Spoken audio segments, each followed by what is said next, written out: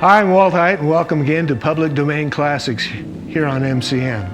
And as usual, here you will only see movies that are in the public domain, that is, no longer protected by copyright.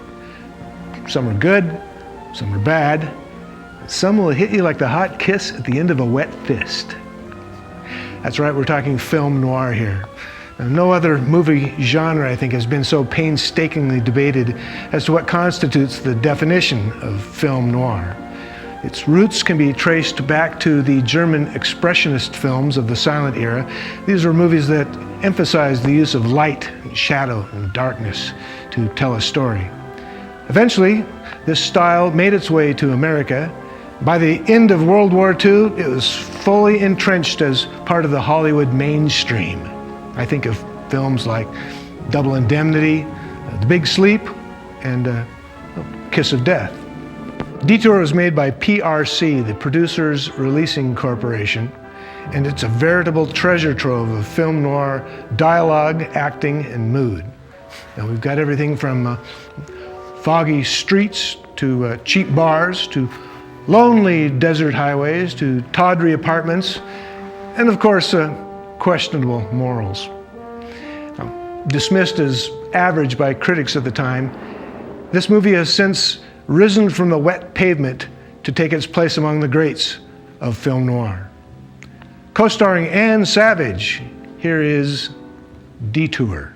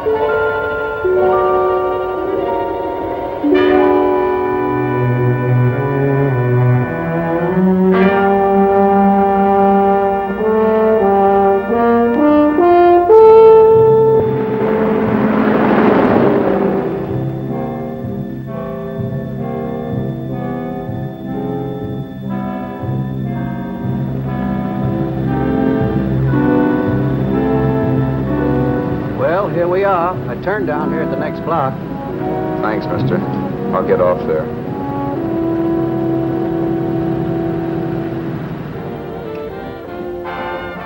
Want anything else? No. Hey, you. Me? Yeah, you. Where you heading? East. Too bad. I thought if you was heading north, I might be able to help you out. Pushing the Salt Lake, and I don't like to ride it alone at night. I'm one of those guys that got to talk or I fall asleep. Oh. Sure, now my partner, he's got Lou to keep him company, but I ain't got nobody at all. Where you coming from? West. Yeah, sure, I know, but where, L.A.? Maybe. Got a cousin out in L.A. You don't say. Yeah, he's been out. You're not much of a talker, are you? My mother taught me never to speak to strangers. Oh, a wise guy. So what? Okay, don't get sore. Trying to be sociable, that's all. Hey, Glamorous. You change for a dime, will you?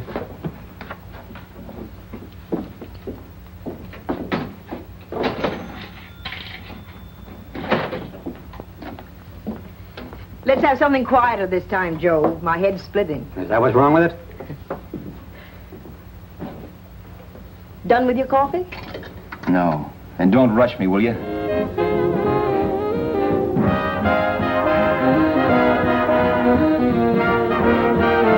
Hey, turn that off. Will you turn that thing off? What's eating you now? Yeah, what's eating you? That music, it stinks. Oh, you don't like it, huh? No, turn it off. Oh, wait a minute, pal. That was my nickel, see? This is a free country. And I play whatever I want to. Okay. Sure. And if you don't like it, you don't have to listen to it. And you can leave here anytime you want to. Okay, I'm sorry I asked. First good piece played tonight and you don't like it. Some people just ain't got any good taste.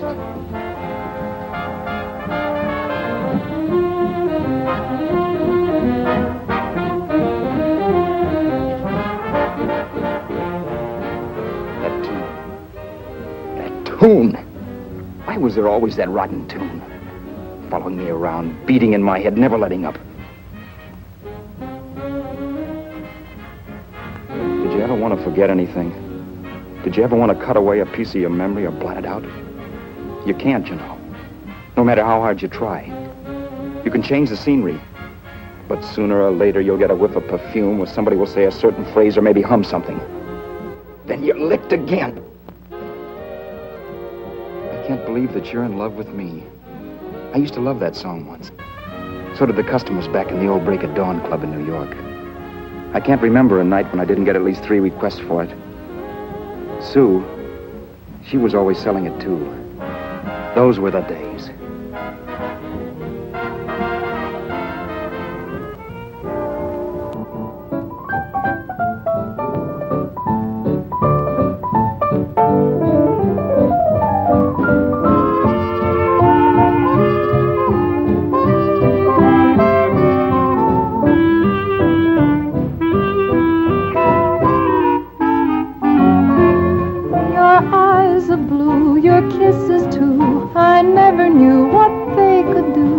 I can't believe that you're in love with me. You're telling everyone you know that I'm on your mind each place you go. They can't believe that you're in love with me. I have always placed you far above me. I just can't imagine that you love me. And after all is said and done, to think that I'm the lucky one, I can't believe that you're in love with me.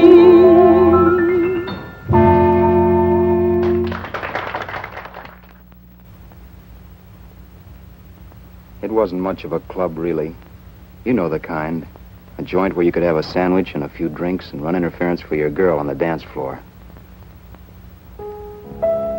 I pounded the piano in there every night from 8 until the place closed up, which usually meant 4 in the morning. A good job as jobs went in those days. Then, too, there was Sue, who made working there a little like working in heaven.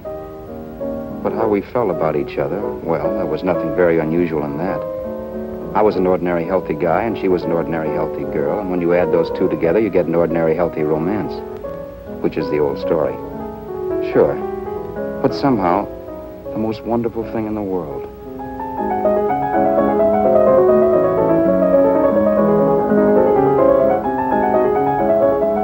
All in all, I was a pretty lucky guy.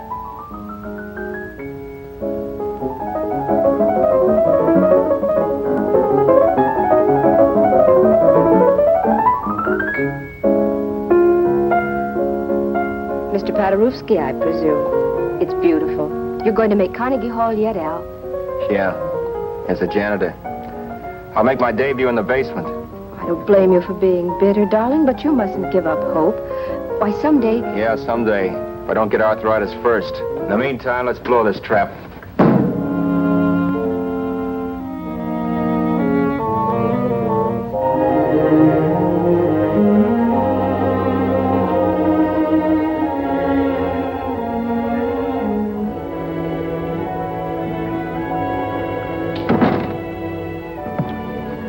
Like to get something to eat, hon? Oh, I don't think so, Al.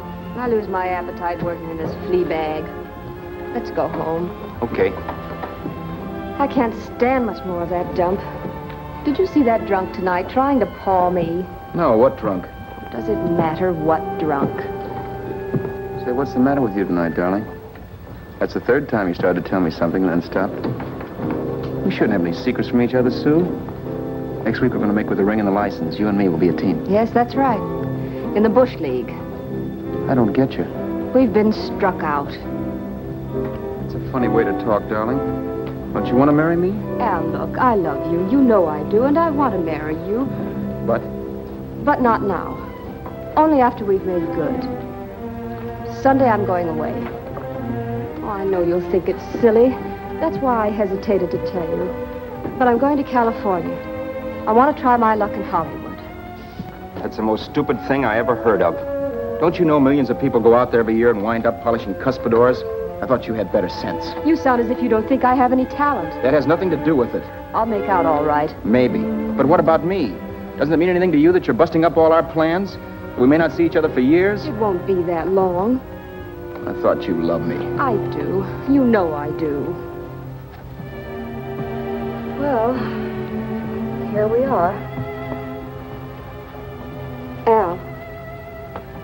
Al, why can't you see my side of it? I'm young. We both are, and we've got all the time in the world to settle down. Oh, really, darling, what I'm doing is the only sane thing to do. I hate the thought of being so far away from you, but we'll be together again someday. Maybe you'll decide to come out too later on. So long. Al, aren't you going to kiss me goodnight? Sure. Why not? Good night.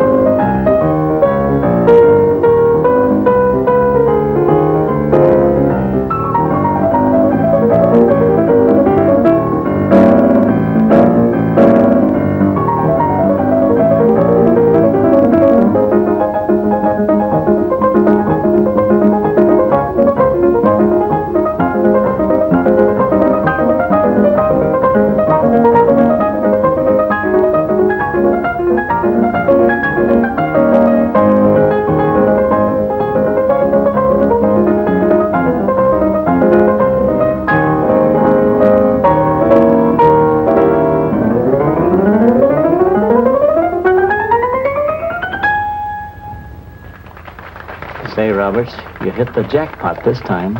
$10. Thanks.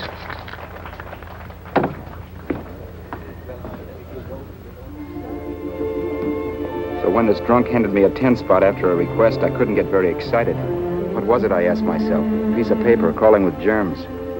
Couldn't buy anything I wanted. It couldn't... Then I thought of something.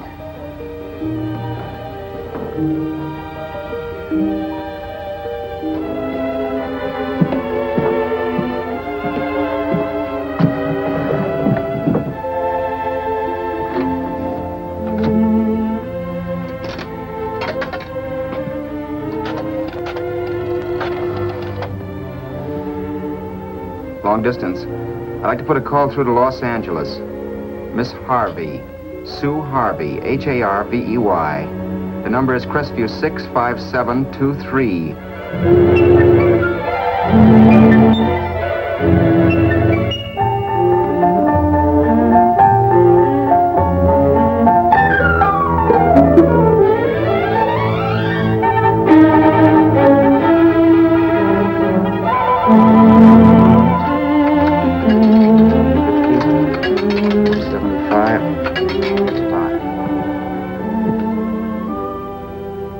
Hello, Sue?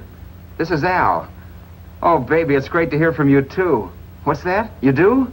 Oh, me too, darling. I thought I'd go batty without you. I just had to... Huh? You're working as a hashlinger? Gee, honey, that's tough. Those guys out in Hollywood don't know the real thing when it's right in front of them. You just stick it out, Sue, baby. Keep going around to those casting offices. I'm sure you'll click. Look, I'll tell you what. You stay put out there, I'll come to you. No, don't try to stop me. Just expect me. Train? Who knows? Train, plane, bus, magic carpet. I'll be there if I have to crawl. If I have to travel by pogo stick. And then, let's get married right away, huh? That's the stuff. That's what I've been wanting to hear you say. Well, goodbye for now. I'll be seeing you soon. Yeah. Bye. The only way I could cross country was to thumb rides. For even after hawking everything, I only had enough money to eat. Money. You know what that is. It's the stuff you never have enough of. Little green things with George Washington's picture that men slave for, commit crimes for, die for. It's the stuff that has caused more trouble in the world than anything else we ever invented. Simply because there's too little of it. At least I had too little of it. So it was me for the thumb.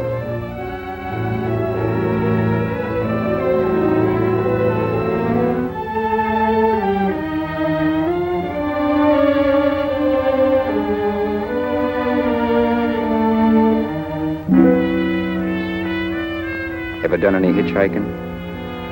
It's not much fun, believe me. Oh yeah, I know all about how it's an education, how you get to meet a lot of people and all that. But me, from now on, I'll take my education in college, or in PS 62, or I'll send $1.98 in stamps for 10 easy lessons.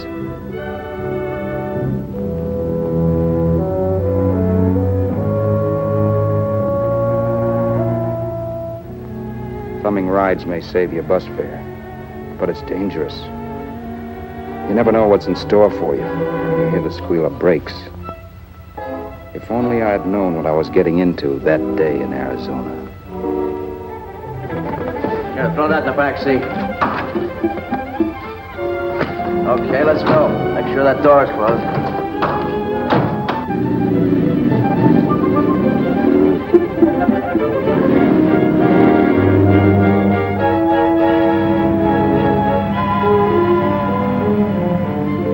You know, Emily Post ought to write a book of rules for guys thumbing rides. Because as it is now, you never know what's right and what's wrong. We rode along for a little while, neither one of us saying anything. I was glad of that. I never know what to say to strange people driving cars. Then, too, you can never tell if a guy wants to talk. A lot of rides have been cut short because of a big mouth. So I kept my mouth shut until he started opening up. Hand me that little box in the compartment, will you, pal? Hold the wheel, will you?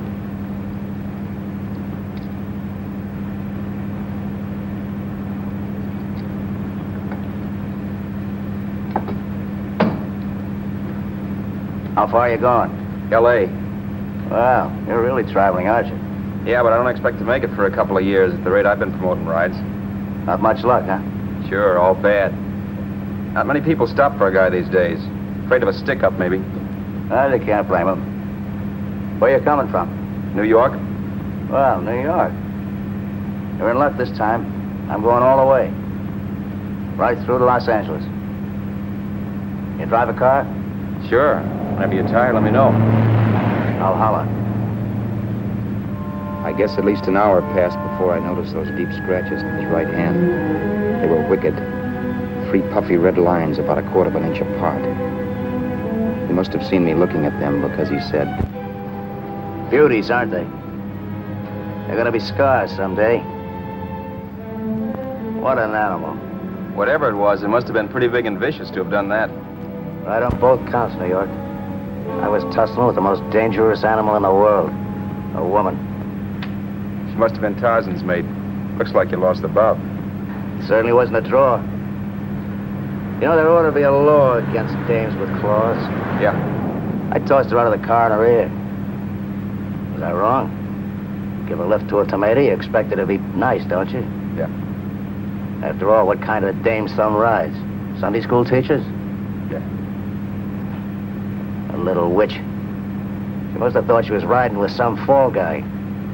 And me, who's been booking horses around race tracks since I was 20. I've known a million dames like her. 2 million. Yeah. Stop the car, open the door. Take it on the Arthur Duffy, sister, I told her. That's the stuff. Is that was done, huh? But if you want to see a real scar, brother, get a load of this. Wow. I got that one dueling. Dueling? Yeah, we're just kidding, of course. My dad owned a couple of Franco-Prussian sabers. Kept them on the wall for decorations. Well, one day, another kid and I took them down. When the old man wasn't around, had a duel.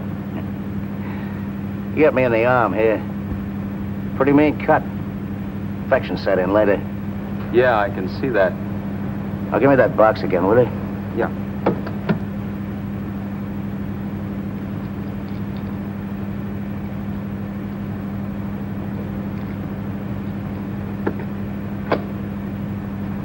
Pain made me lose my head, I guess. I began slashing. Before I knew it, I'd put the other kid's eye out. That was tough. Well, it was just an accident, of course. Do you know how kids are? I got scared and decided I was going to run away from home. Old man almost caught me when I was packing my duds.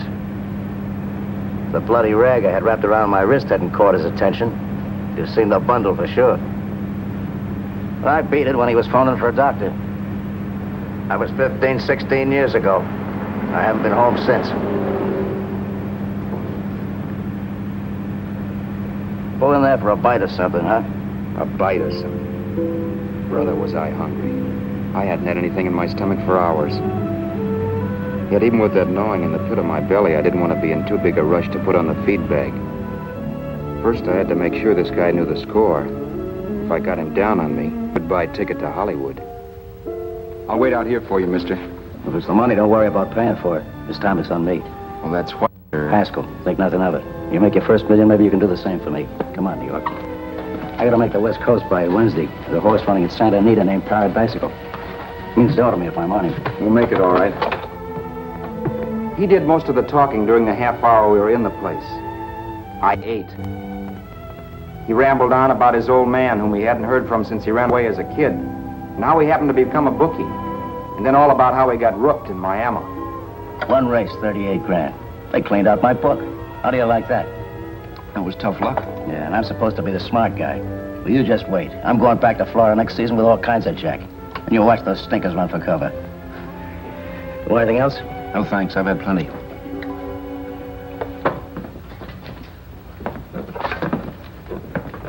That check there, sister? Oh, just a minute. Your change, sir. Keep it, sister. Oh, thank you, sir. Call again. I'll be waiting outside for you when you finish work. Sharp check, huh?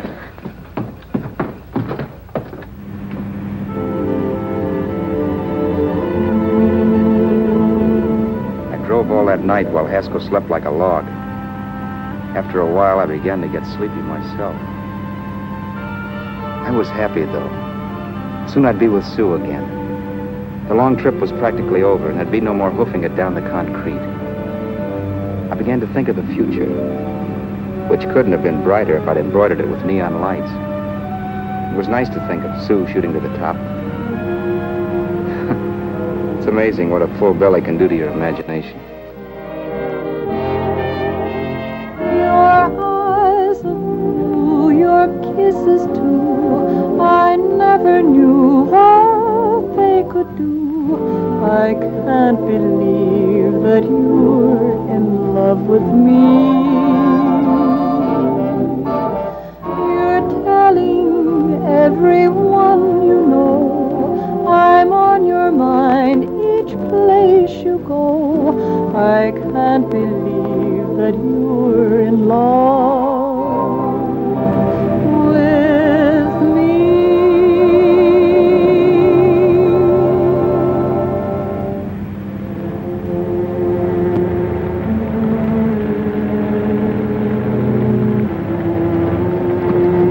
Mr. Haskell? Mr. Haskell? Mr. Haskell, wake up. It's raining. Don't you think we ought to stop and put up the top?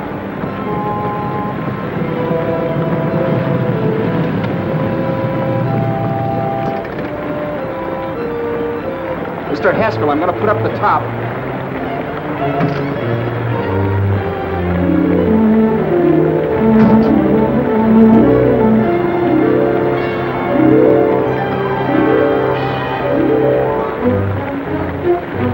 Until then, I had done things my way. But from then on, something else stepped in and shunted me off to a different destination than the one I had picked for myself. For when I pulled open that door... Mr. Haskell, what's the matter? Are you hurt? Are you hurt, Mr. Haskell? Start your sermon. I'll listen to it. But I know what you're going to hand me even before you open your mouths. You're going to tell me you don't believe my story of how Haskell died and give me that don't make me laugh expression on your smug faces. I saw at once he was dead, and I was in for it. Who would believe he fell out of the car? Why, if Haskell came too, which of course he couldn't, even he would swear I conked him over the head for his dough. Yes, I was in for it. Instinct told me to run, but then I realized it was hopeless. There were lots of people back down the road who could identify me. That gas station guy and the waitress. I would be in a worse spot then, trying to explain why I beat it. The next possibility was to sit tight and tell the truth when the cops came. But that would be crazy. They'd laugh at the truth. I'm not having my head in a noose. So what else was there to do but hide the body and get away in the car? I couldn't leave the car there with him in the gully. That would be like erecting a tombstone.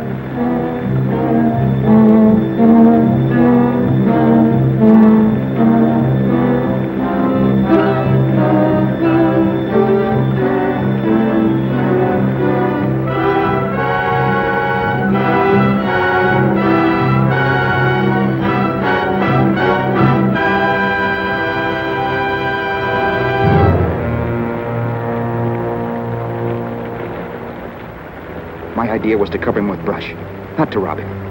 But then I remembered that even if I only drove the car for 100 miles or so, I would need money for gas. Besides, it was stupid of me to leave all that money on a dead man. Not only that, I'd have to take his driver's license in case I was stopped for something. I didn't like to think about it, but by that time I'd done just what the police would say I did, even if I didn't. My clothes. The owner of such an expensive car would never be wearing them. Some cop might pull me in on suspicion.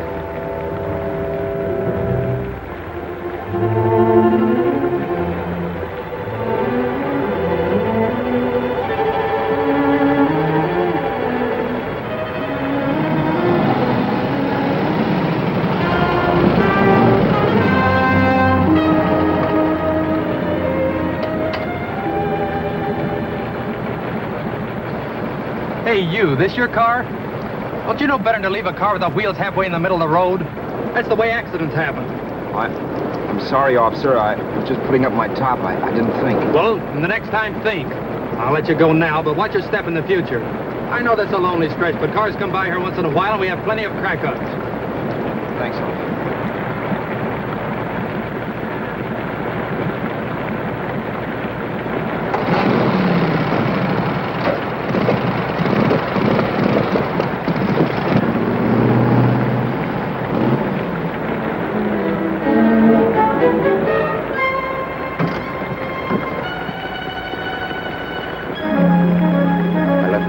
To give me away as Roberts.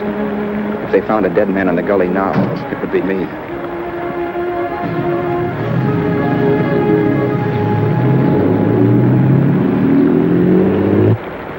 As I drove off, it was still raining, and the drops streaked down the windshield like tears. I kept imagining I was being followed and that I could hear sirens back in the distance. Just how long it took me to cover the 60-odd miles to the California state line, I don't know. I lost all track of time. But the rain had stopped and the sun was up when I pulled up to the inspection station. Hello? Carrying any fruits or vegetables? No. Any livestock or poultry? No.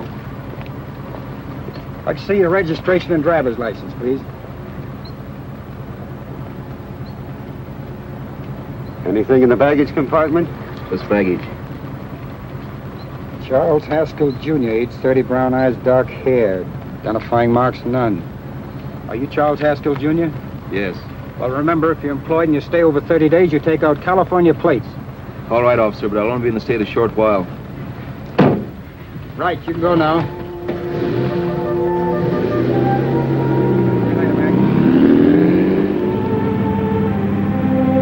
drive any farther without some sleep. Cops or no cops, I knew I had to hit the hay and hit it hard. I was dead tired.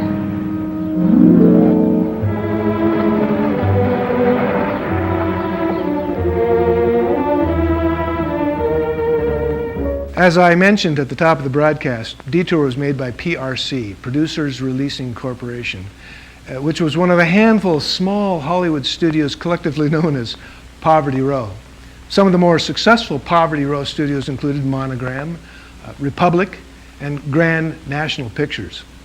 With very few exceptions, most of these films produced by Poverty Row were made on low budgets, had low production values, and usually featured mostly forgotten actors. Poverty Row films were usually found in second-tier theaters and were usually part of a double feature. And most of them scarcely ran longer than an hour. By the 1950s, nearly all of the Poverty Row studios were gone. Why? Well, you're watching it. Television. Okay, let's get back to Tom Neal and Ann Savage in Detour.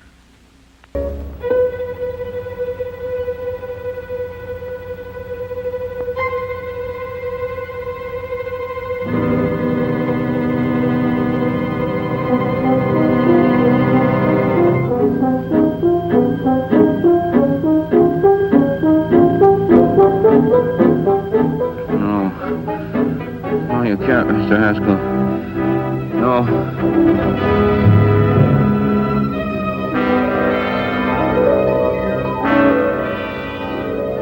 Mr. Haskell, you can't die. I think I did it. No, Mr. Haskell. No. No.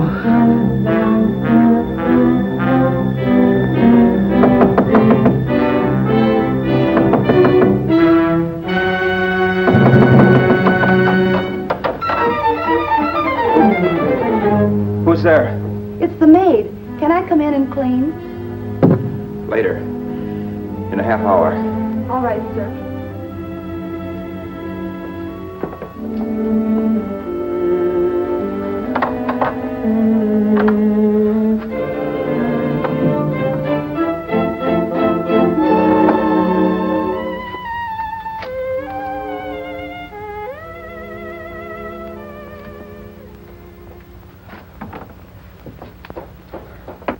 There was no time to lose. Every minute I had to be Charles Haskell was dangerous. And I'd have to be Charles Haskell until I got to some city where I could leave the car and be swallowed up.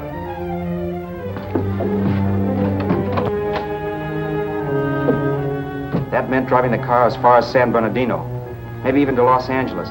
In a little town I might be noticed, but in a city I should be safe enough. Then, after I ditched the car, I could go on to Sioux. But those 5 minutes at the state line made me realize it might be a good idea to find out a little bit about Mr. Haskell. Then if anybody asked me questions, I could give the right answers. The first thing I found out was that I had $768. This was a lot of jack, but believe me, it was the kind of money I'd rather not have.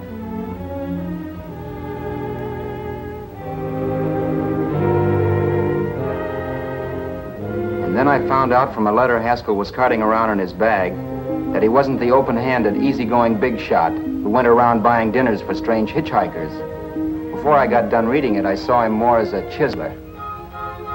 It was written to his old man in California, the one he hadn't seen in so many years. In it, Haskell posed as a salesman of hymnals, of all things. It was easy to see where Haskell expected to raise a new stake for his book in Miami by rooking his old man. That was about all I found out from his effects, and it was enough. I told myself maybe old man Haskell was lucky his son kicked off. He would never know it, but it saved him from taking a flyer in Sacred Literature Preferred.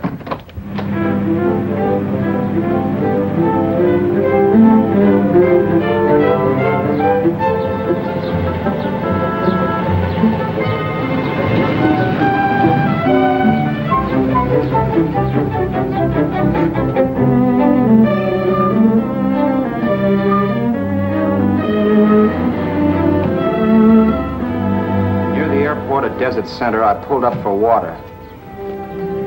There was a woman. Hey, you! Come on if you want to ride.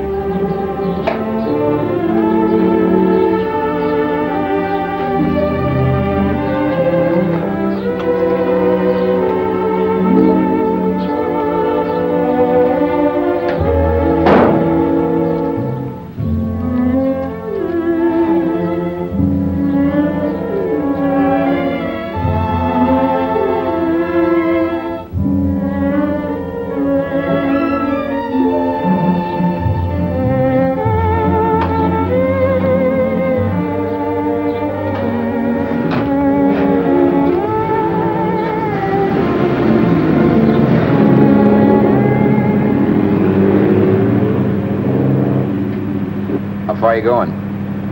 How far are you going? That took me by surprise, and I turned my head to look her over. She was facing straight ahead, so I couldn't see her eyes. But she was young, not more than 24. Man, she looked as if she'd just been thrown off the crummiest freight train in the world. Yet, in spite of this, I got the impression of beauty. Not the beauty of a movie actress, mind you, or the beauty you dream about when you're with your wife, but a natural beauty.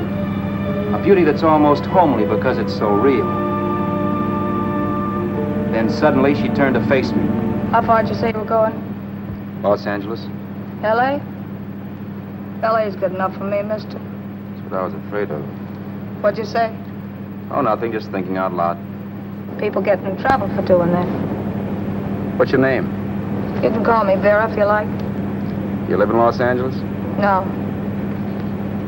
Where are you coming from? Oh, back there. Needles? No. Oh, sure, Phoenix. You look just like a Phoenix girl. Are the girls in Phoenix that bad? The girl must have been pretty tired, because she fell asleep not 20 minutes after she stepped into the car. She lay sprawled out with her head resting against the far door, like Haskell. I didn't like that part of it much, but I didn't wake her up. It wasn't that this girl still worried me. I'd gotten over that funny feeling I had when she looked at me, which I put down as just my jangled nerves. With her eyes closed and the tenseness gone out of her, she seemed harmless enough. And instead of disliking her, I began to feel sorry for her. The poor kid probably had had a rough time of it. Who was she anyway? And why was she going to Los Angeles? And where'd she come from in the first place? The only thing I knew about her was her name. Not that it made any difference. A few hours more and we'd be in Hollywood. I'd forget where I parked the car and look up Sue. This nightmare of being a dead man would be over. Who this dame was, well, it was no business of mine. Where did you leave his body? Where did you leave the owner of this car? You're not fooling anyone. This buggy belongs to a guy named Haskell. That's not you, mister. You're out of your mind. That's my name, Charles Haskell. I can prove it. It's my driver's Save license. yourself the trouble, mister. Having Haskell's wallet only makes it worse. It just so happens I rode with Charlie Haskell, all the way from Louisiana. He picked me up outside of Shreveport. You rode? You heard me. Then it all came back to me. All the talk about dueling and scars and scratches. There was no doubt about it.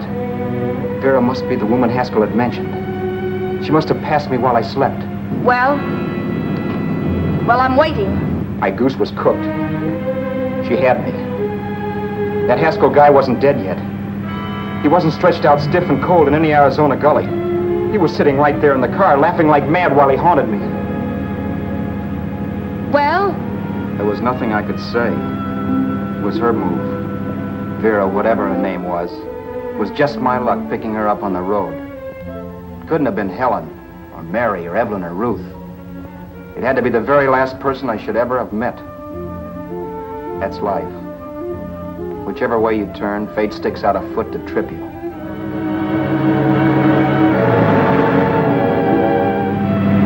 I told her everything, but she didn't believe my story.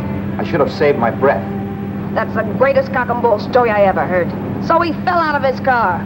Say, who do you think you're talking to, a hick? Listen, mister, I've been around, and I know a wrong guy when I see one. What'd you do, kiss him with a wrench? Now, wait a minute. What I told you was true. You see, that's why I had to do it. You think I killed him. Well, the cops would have thought so, too. Yeah, well, maybe they still think so. What makes you so sure I'll shut up about this? Girl, I'm innocent. Give me a break, will you? It won't do me any good having you pinched. The cops are no friends of mine. Now, if there was a reward, but there isn't. Thanks. Don't thank me yet. I'm not through with you by a long shot. Let's see that roll.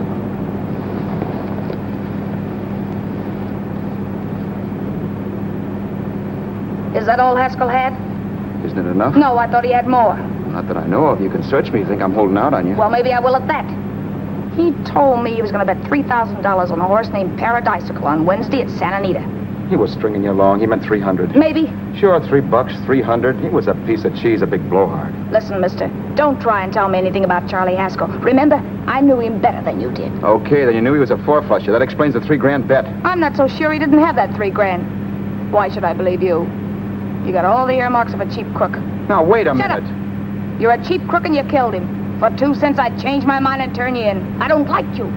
All right. Don't get sore. I'm not getting sore, but just remember who's boss around here. If you shut up and don't give me any arguments, you'll have nothing to worry about. But if you act wise, well, mister, you'll pop into jail so fast it'll give you the bends. I'm not arguing. Well, see that you don't. You know, as crooked as you look, I'd hate to see a fella as young as you wind up sniffing that perfume that Arizona hands out free to murderers. I'm not a murderer. Of course you're not. Haskell knocked his own head off. He fell. That's how it happened, just like I told you. Sure, and then he made you a present of his belongings. I explained why I had to do skip that. it. Doesn't make a difference one way or another. I'm not a mourner. I liked Haskell even less than I like you. Yeah, I saw what you did to him. What do you mean? Well, scratches on his wrist. Sure, I scratched him. I'll say you did. So your idea was to drive the car a little way, maybe into San Bernardino, and then leave it. You weren't going to sell it? Sell it? You think I'm crazy? Somebody else's car? See, all I want to do is leave it somewhere and forget I ever saw it. Not only don't you have any scruples, you don't have any brains. I don't get you. Maybe it's a good thing you met me. You'd have got yourself caught, sure. Why, you dope. Don't you know a deserted automobile always rates an investigation? Huh? Look, the cops find a car. Then they get curious. They wonder where the owner is. So, all right, they don't trace Haskell. They trace you. I never thought of that. The only safe way to get rid of the car is to sell it to a dealer. Get it registered under a new name. Say, stop at the next store. I want to get a bottle and do some shopping before we hit L.A. Okay. As soon as we find a place, I'll drop you off and pick you up later. Nothing doing. You're coming in, too. From now on, you and I are like the Siamese twins. Have it your way, but I don't get the point. The point is, I don't want you to get lost. I'm not going to beat it if that's what you're afraid of. I'll say you're not. Well, I'm going to see that you sell this car so you don't get caught. Thanks. Of course, your interest wouldn't be financial, would it? You would want a small percentage of the profits. Well, now that you insist, how can I refuse? 100% will do. Fine. I'm relieved. I thought for a moment you were going to take it all. I don't want to be a hog. A few hours later, we were in Hollywood. And I was recognizing places Sue had written about. It struck me that far from being at the end of the trip, there was a greater distance between Sue and me than when I started out. Vera wasn't kidding with that Siamese twins crack. She rented a little apartment as Mrs. Charles Haskell. When I objected to this, she explained that it was on account of the car. A dealer might think something was funny if he called and found we were using different names.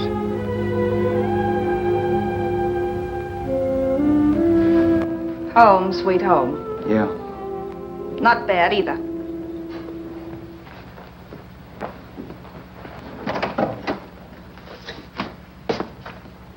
In case there's any doubt in your mind, I'll take the bedroom. Yeah. Sure is stuffy in here.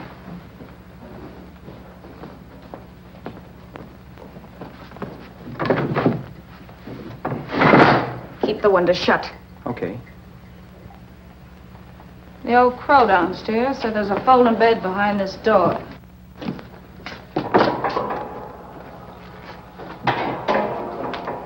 You know how to work it? I invented it. Some joint. One can't have everything.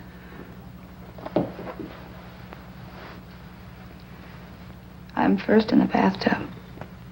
I don't know why, but I figured you would be.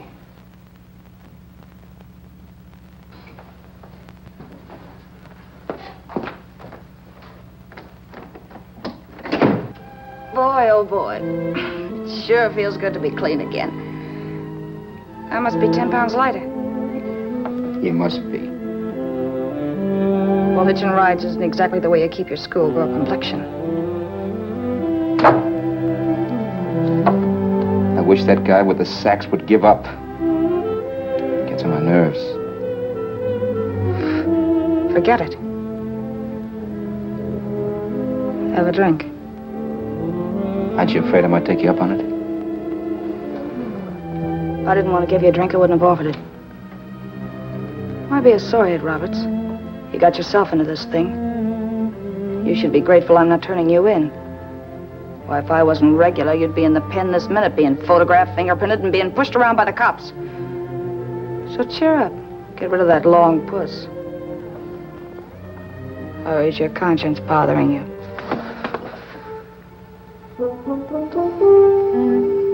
No. It isn't. Swell. That's the spirit. He's dead and no moaning around will bring him back. Anyway, I never could understand this worrying about something that's over and done with. Now look, Vera, for the last time I didn't kill him. Haskell was a sick man. Maybe he was dead before he fell out of the car. I don't know. Sure. He died of old age. All right. So if it'll make you sociable, you didn't kill him.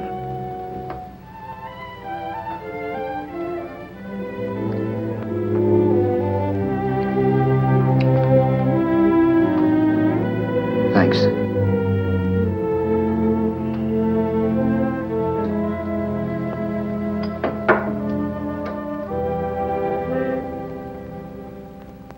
We're out of liquor, Roberts. Yeah. Too bad. I felt like getting tight tonight. Well, I think you succeeded. Am I tight? As a prima donna's corset. That's good. I wanted to get tight. Why? What have you got to get tight about? Oh, I don't know. Few things. You should have my worries. If I had your troubles, I'd stay sober. And I've got the key to that door. Yeah. Maybe you're right. I'm always right. You know, I don't like your attitude, Roberts. Well, there's a lot of things I don't like. Sure. But life's like a ball game. You gotta take a swing at whatever comes along before you wake up and find it's the ninth inning. You read that somewhere. That's the truth, Roberts. All you do is bellyache.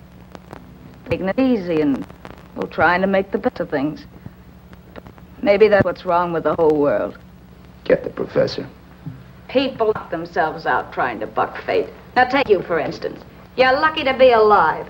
Why, suppose Haskell had opened your door. You'd be playing a harp now. Think of that. You think of it. I'm tired of thinking. There's plenty of people dying this minute. I would give anything to trade places with you. I know what I'm talking about. I'm not so sure. At least they know they're done for. They don't have to sweat blood wondering if they are. Your philosophy stinks, pal. We all know we're going to kick off someday. It's only a question of when. But what got us on this subject anyway? We'll be discussing politics next. Yeah. Where'd you hide the butts? On the table, sucker.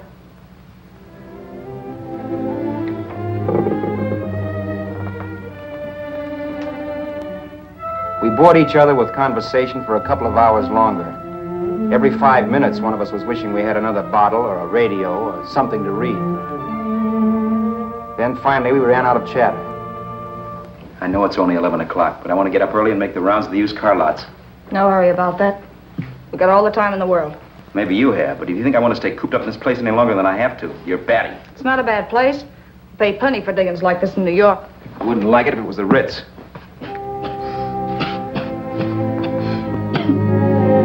Rotten liquor. You got a mean cough. Want to do something about it. I'll be all right. That's what Camille said. Who? Nobody you know.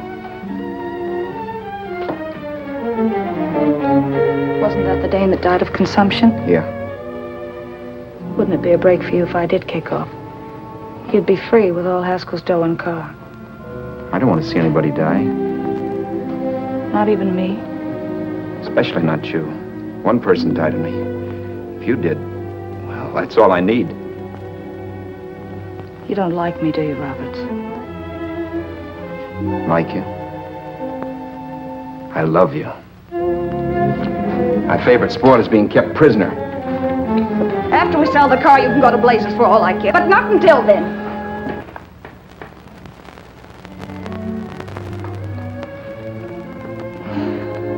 I'm going to bed.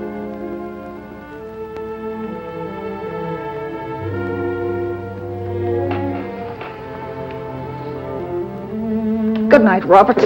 Don't try and sneak away during the night. All the doors are locked. Anyway, if I find you gone in the morning, I'll notify the police. They'll pick you up. Don't worry, I know when I'm in a spot. Well, good night. I hope that portable rack isn't too uncomfortable for you. Don't lose any sleep over it, will you, Vera?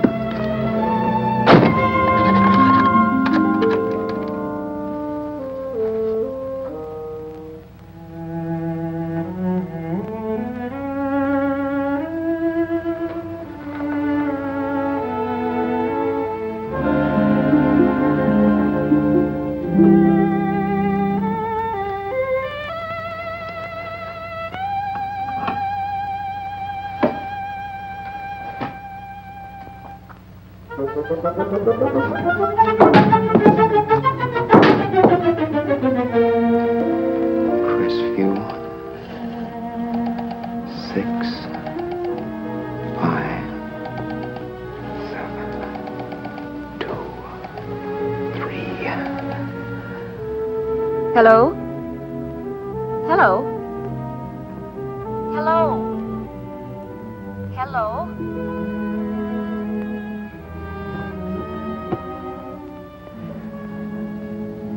No. Not yet, darling. Tomorrow. Maybe. If this were fiction, I would fall in love with Vera, marry her, and make a respectable woman of her. Or else she'd make some supreme Class A sacrifice for me and die. Sue and I would bawl a little over her grave and make some crack about there's good in all of us. But Vera, unfortunately, was just as rotten in the morning as she'd been the night before. All right, I'm coming. Look, Vera, it's almost noon. So what? The dealers will be there all day? They'll be there all year, too, but it doesn't wait that long. Shut up. You make it like a husband. Well, do I rate a whistle? You sure do, but let's go. Let's go. I spent $85 in 2 hours preparing bait, and all you can say is let's go. Come on.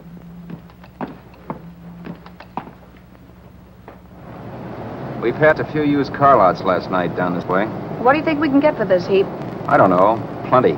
Just let me handle everything. Think we can get $2,000? I don't know, but don't worry. I'll squeeze as much out of this guy as I can. If I let it go cheap without a fight, he might think we've stolen the car. And listen, don't make any slips and call me Roberts. That'll cook us. I don't need you to tell me that. You better just sit by and keep your mouth closed. Remember, we're both in the soup if anything happens. Forget it and drive. You're my wife, Vera Haskell. Look, after the deal's closed, let's go back to that place on Hollywood Boulevard where I saw the fur jacket. I want to buy it. After the deal's closed, I'm saying goodbye to you. That's right, I forgot. I guess I'm getting kind of used to you. Well, that's a habit you could start breaking. Let's try this place in the middle of the block.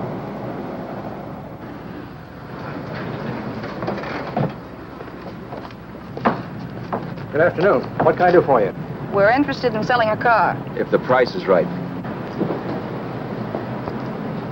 Well, if it's in good mechanical condition, it should blue book for about $1,600. Tony, take a look at this motor. $1,600. Are you kidding?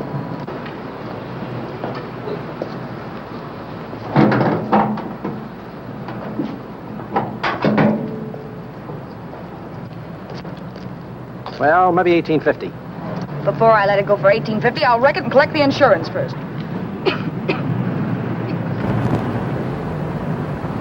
Lately, this motor's seen a lot of driving.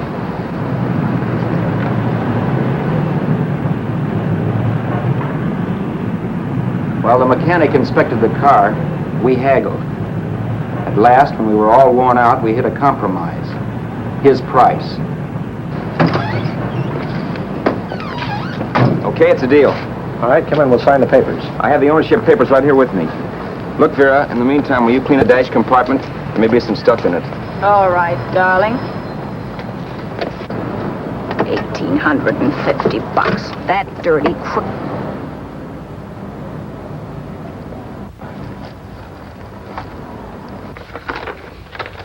In New York, huh? Yeah. But you bought the car in Miami. Yeah. Well, now let's see about the insurance. We can either have it transferred or canceled. What kind of insurance do you have, Mr. Haskell? Well, aren't all the papers there? I don't see any. Surely you know what type of insurance you carry in the car. The name of the company? Yeah, but, Well, if you'll just tell me the name of the company, I'd be very glad to take care of all the details. well, Did you sign the papers yet? not yet. Well, don't. We're not selling the car. Well, wait a minute, Mrs. Haskell. Come on, darling. What's the matter? Change your mind? Yes, I'm sorry. I guess I have. But, Vera... Let's go.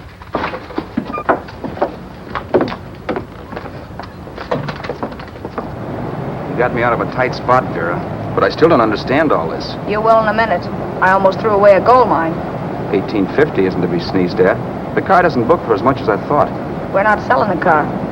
You want to keep it.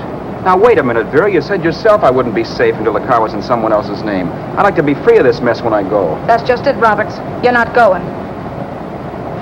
There's a drive-in at the next corner. Pull in there and we'll get a bite to eat. And I'll explain. What is this, another one of your brilliant ideas?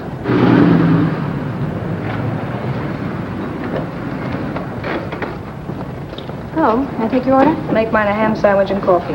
And for you, sir? Oh, I don't care. The same. Thank you.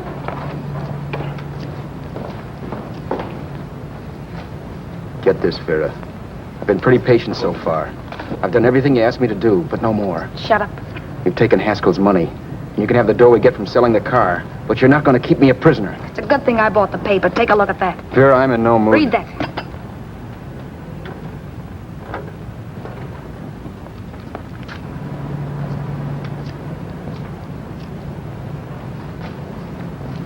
No.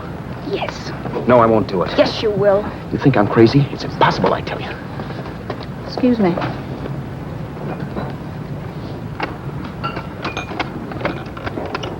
Blow the horn when you're through. No one could possibly get away with an act like that. It'd be wise to me in a minute. Don't be yellow. You look enough like him. The same coloring and the same build. See how his clothes fit you? No kidding, you almost had me fooled for a while. Oh, grow up, Vera. Don't you think a father knows his own son?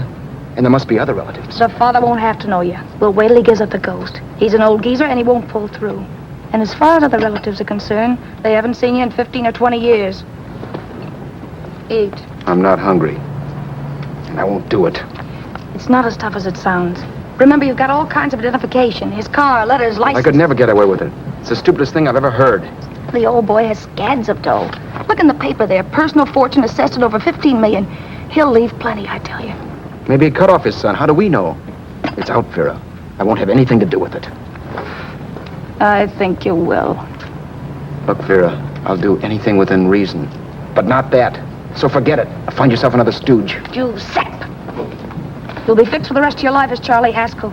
You can take your inheritance and go away. No more worrying about the rent, no sweating, scheming, wondering where your next meal's coming from. Think about that, Roberts. Vera, please, you're talking too loud. On this, I'm splitting 50-50 with you. Sure, why not? We're both alike, both born in the same gutter. Now, take it easy, Vera. There's people around here. You don't know what you're talking about. We'll wait till we read that old man Haskell's dead. Then you show up. Like you read in New York that he was sick. No. Suppose he doesn't die. He will. I know he will. Something tells me. But as much as I insisted I would have no part of her scheme, Vera was taking it for granted I would. Neither of us had our mind on the cards as we played that night. I knew we were just trying to kill time between newspaper editions. This was a death watch for Vera. Maybe it was for me, too. Don't you realize if I'm caught, they'll want to know where I got the car and stuff, and they'll have me on a murder charge. If you're smart, you won't get caught. I knock for 7. And if I'm caught, don't you realize you'll be out, too? 18 points, that gives me 30. How will I be out? You'll be out $1,850 we would have gotten on the car. Really, Vera, you'd be an awful chump if you threw away all that dough on a dizzy long shot. Let me sell the bus tomorrow. With the money it'll bring and what you've already got, a clever kid like you can run it up in no time. Then we'd both be in the clear. I'll be in the clear anyway. Maybe. But if I got caught, I'd get good and sore at you, you know. You mean you'd squeal? Well, no, not squeal exactly. Never mind what you meant. Even if you did tell the cops I was in on it with you, what could they do to me? They might give me the same medicine they gave you. Yeah. A rope. But I'm on my way now. All they'll be doing will be rushing it. All right. But think of the $1,850 you'd lose. You'd kick yourself along the block if they let it get away from you. I'll take the chance. Want another drink? You're being a goon. That's the way people wind up behind the 8 ball. Once they get a few dollars, they become greedy and want more. My. Caesar. Who? You know that Roman general? He got his for being greedy. He wasn't satisfied, so the final wind-up was he took the count. A couple of days ago, you didn't have a dime. Why, you were so broke you couldn't pay cash for a postage stamp. Now you've got almost $700 with $1,850 in the offing. Take my advice. Don't try for more. I'm tired of this game. Let's have some blackjack. Play solitaire. Okay, I will if that's the way you feel about it. That's the way I feel about it. Getting sore and throwing things won't help much, Roberts. I'm really doing you a favor. I help you out of a jam by keeping my mouth shut. I show you how to make some soft money. And what thanks do I get? Thanks. Sure. Or would you rather call the cops and told him you killed a man and stole his money? I didn't kill anybody. Yes, you did. No, I didn't. You know I didn't. All right, then. Suppose I call the cops. If you're innocent, what do you got to be scared of? Okay. Call them, you mutt. Go ahead and call them. See if I care. At least they'll give me a square deal. You want me to call them? You heard me. But I'm warning you. If I'm pinched, I'll swear you were in on it. I'll say that you helped me. If I fry, I'll get even with you. You wouldn't dare. You're chicken. Yeah? Then try it and see. Call them. Yeah. Okay, I will.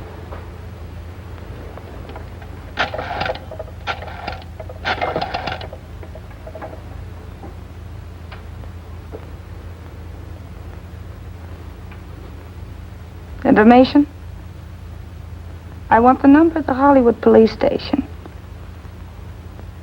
Okay, I got it, thanks. Wait a minute, Vera. You wouldn't do that. Wouldn't do that, and I'll show you if I would. Take it easy now. Let's talk this over. This was early in the evening, and the conversation, while hectic, was at least pitched low. But as the minutes passed, and more obstacles to her plan popped into my head, the air got blue. Each word coming from our lips cracked like a whip. I reminded her that as Charles Haskell, I didn't even know my mother's name, where I'd gone to school, the name of my best friend, whether I had an Aunt Emma or not, my religion, and if I'd ever owned a dog. I didn't even know what my middle initial stood for. I also pointed out that the real Haskell had a scar on his forearm. His people never saw that scar. He told me he ran away right after putting out the kid's eye. Yeah, but his father knew he was cut. It'd have to be some kind of a mark. So what? The old man's dead, or will be. I hope by tomorrow morning's papers. Anyway, you could cut yourself a little, couldn't you? Boy, for that kind of dough, I'd let you cut my leg off. You're drunk and you're crazy mad, Vera. Turn me in if you want to, but I won't get mixed up in this. Besides, how do we know Haskell was such a phony? Maybe he wasn't the man's son at all. Maybe he just dreamed it up. Well, dream it or not, you won't be dreaming when the law taps you on the shoulder. There's a cute little gas chamber waiting for you, Roberts. And I hear extradition to Arizona's a cinch. Where's that phone? Vera! Leave me alone! Vera! Here! I want a phone. Call police. I hate you, yellow stinker. You leave me alone. I'll let you alone. You promise to leave the phone where it is. You're drunk. You don't know what you're doing. You're hurting me. Will you promise? All right.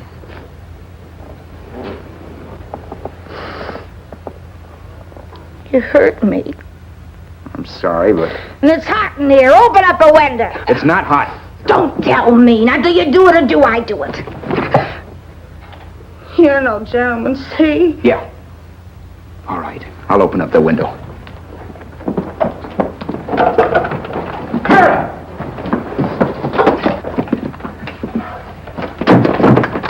Vera, open the door. Please open the door. Vera, open the door. Don't use the phone. Listen to me. I don't like you, Roberts. You're no gentleman, see? You hurt my hand, and I'm going to get even with you. If you don't open the door, I'm going to kick it down, Vera. Vera, don't call the cops. Listen to me. I'll do anything you say. Vera, let me in. I'll break the phone.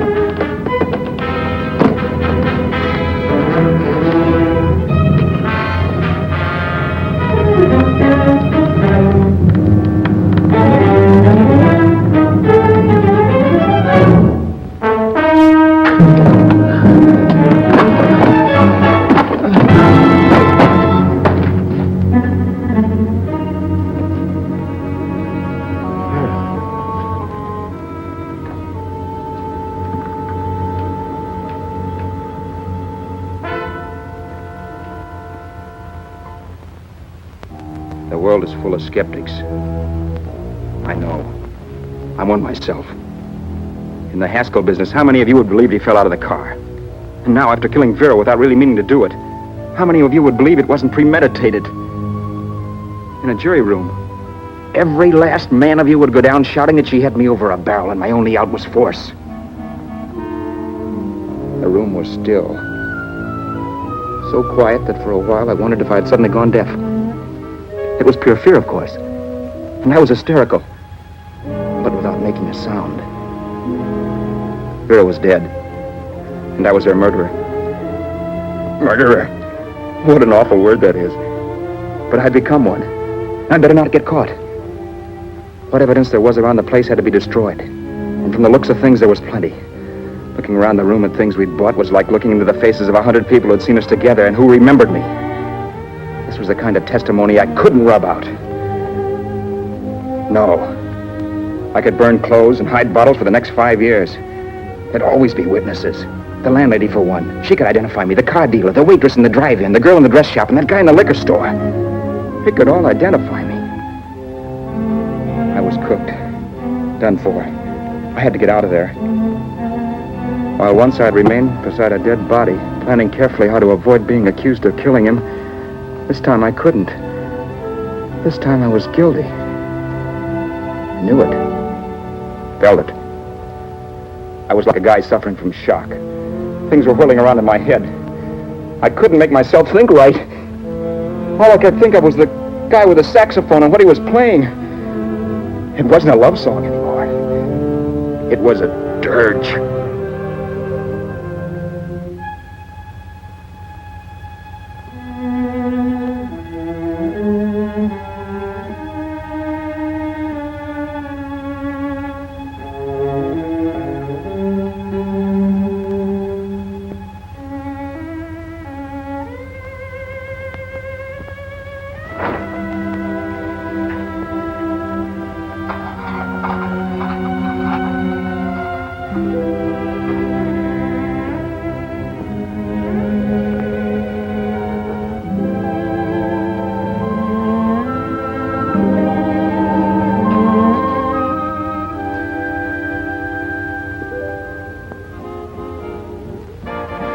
My problems weren't solved.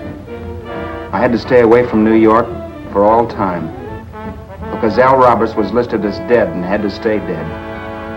And I could never go back to Hollywood. Someone might recognize me as Haskell. Then, too, there was Sue. I could never go to her with a thing like this hanging over my head. All I could do was pray she'd be happy.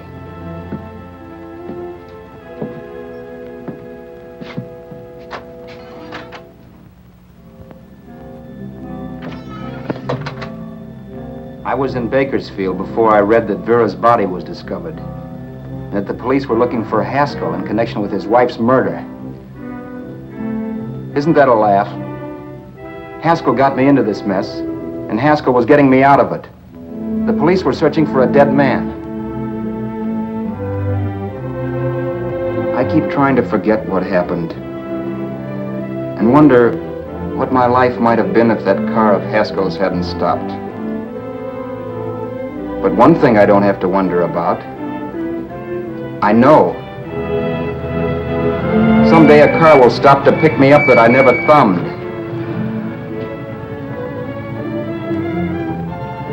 Yes.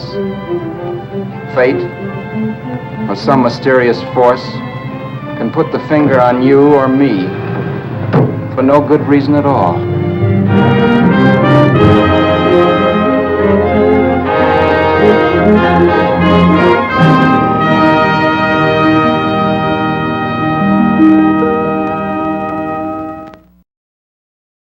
For those of you who are really into film noir, I ask you, what could be a better line than, "What is money? A lot of paper crawling with germs." Tom Neal, our ill-fated protagonist, he had quite a checkered history in Hollywood. Now, in college, he was a great boxer. And then in the late 30s, he moved to California, where he began to appear in a series of B pictures, including Detour, throughout most of the 40s. It was around 1950 when his trouble really began. He met and fell in love with an actress named Barbara Payton, who at the time was engaged to another actor, Franchot Tone. Now, Tone and Neal eventually wound up in a fight, and the former boxer, Neal, put poor Franchot Tone in the hospital with severe injuries. Well, that effectively ended Tom Neal's movie career. In later life, Tom Neal was actually charged with the murder of his third wife, Gail Bennett. But the charges were eventually reduced to involuntary manslaughter, and he served 6 years in prison. Finally, he died in 1972 of heart failure. It's kind of interesting to note when you think about Tom Neal's life, it played out like the kind of film noir classics that were so popular in the 40s and the 50s. Well, for Public Domain Classics, with Mcinnville Community Media,